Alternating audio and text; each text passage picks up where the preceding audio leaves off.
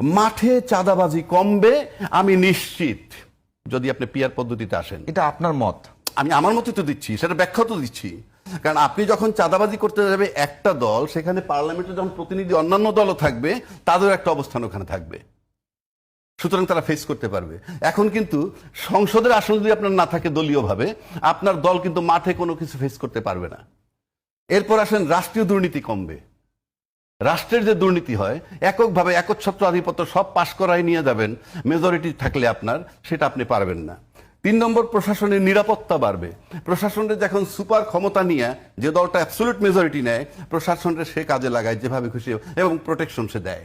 আর প্রশাসন সুস্থ থাকলেও, শান্তি থাকলেও থাকতে পারে না রাজনৈতিক প্রভাবে। কিন্তু যখন পিয়ার পদ্ধতিতে সব দল থাকবে প্রতিনিধি, তখন সেখানে ব্যালেন্স হবে। আসেন আয়নাগর, গুম, খুন, বিচার হত্যা হবে না। আমরা যদি দেশ ঠিক করতে চাই, বিচার বিভাগ বলেন, প্রশাসনিক বিভাগ বলেন, সব জায়গায় সব দলের প্রতিনিধি যখন থাকবে, সব জায়গায় পাহারাদার থাকবে। সুতরাং পিয়ার পদ্ধতি এই মুহূর্তে বাংলাদেশের মতো দেশে যদি দুর্নীতি মুক্ত করতে চান, চাঁদাবাজি মুক্ত করতে চান, প্রশাসনের নিরাপত্তা বাড়াইতে চান, প্রশাসনের নিরাপত্তা দিতে চান, বিচার বিভাগে স্বাধীনভাবে কাজ করতে দেন, তাহলে সব দলের প্রতিনিধি পার্লামেন্টে থাকবে, এবং সব দলের প্রতিনিধি থাকলেই এই জিনিসটা হবে।